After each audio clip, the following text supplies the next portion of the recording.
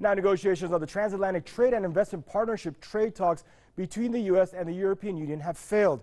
The German economy minister says he believes that TTIP talks have failed, although nobody has admitted it. Sigmar Gabriel says the two sides have held 14 rounds of talks, but have failed to agree on even one single common chapter during the negotiations.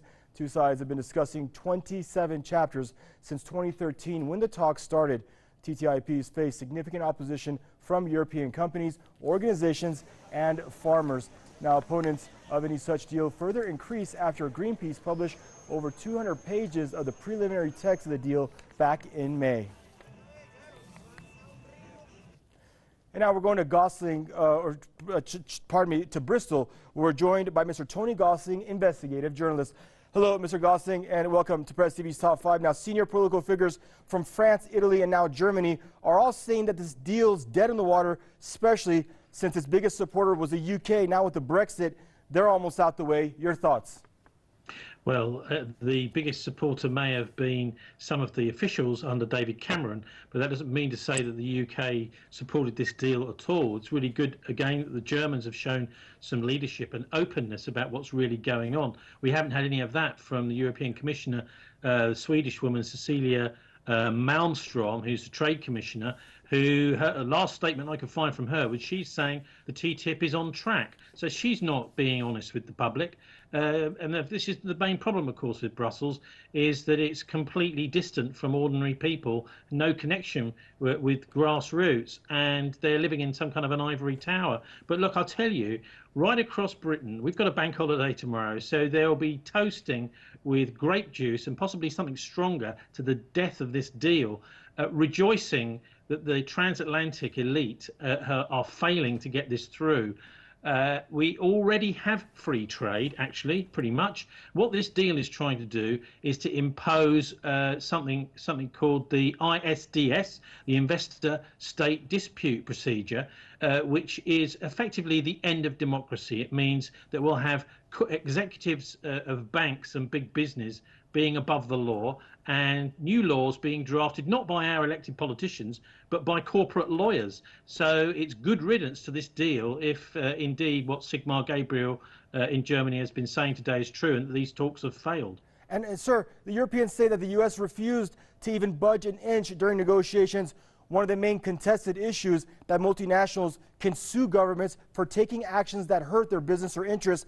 Why is the U.S. taking such uncompromising position during these talks? Very simple. The same reason as it's been uncompromising in Ukraine and in Syria. It's because the US is now run by control freaks, which is rather dangerous, of course, with their finger on the nuclear button too. And they have no interest in real negotiation. They wish to impose this on what they see are client states in Europe. And it's good to see, actually, that the 28 European governments are really fighting back against this. I noticed there's a very good report just out by Chris Hamby at BuzzFeed News today called The Court That Rules the World. He's talking, of course, about the court that this TTIP will bring in, talking about secret tribunals. Well, I mean, of course, you can't have justice in a secret tribunal where the corporations are taking countries to court. But the thing is that the countries cannot sue the corporations through this system. So effectively what TTIP was trying to bring in, and let's hope it's dead as a dodo now, was a kind of global feudal system where chief executives of banks, the media, of course, and that's one of the reasons we haven't had very much criticism of this in our national media, big pharmaceutical companies, these massive food companies, they will be the feudal barons if the Americans get their way. It really is an attempt to take the Western world back to medieval times, where you've got a handful of people that don't have to listen to the people. They just do what they want. Unfortunately, the converse side to this is it may mean that some of the other trade deals are stalled. And of course, free trade is actually a fairly good thing, so long as you've got good standards in your country. You're not just letting any old thing come in, because sometimes they can be, sort of sanctions, and those sanctions can lead to conflict as well. So it is quite important that now we're in the Brexit situation here, we're starting to prepare to leave the European Union. I think Britain can actually make some very good deals all on its own with various countries, although I think the Americans are going to be very, very difficult to deal with, because they have simply decided this is what we're going to do to the rest of the Western world, and the rest of the Western world is saying, no, thank you, we're not having it. Well, a lot of the EU leaders wanted a more fair deal, somewhat like the CETA, the Comprehensive Economic and Trade Agreement that's going on between the U.S. and Canada. And a lot of the opponents actually call this deal like a trap or a terrible con that the U.S. tried to impose upon Europe. I mean, would you go as far as to say it was something to that narcissistic nature? Well, it was definitely an attempt to con people into giving up their democracy.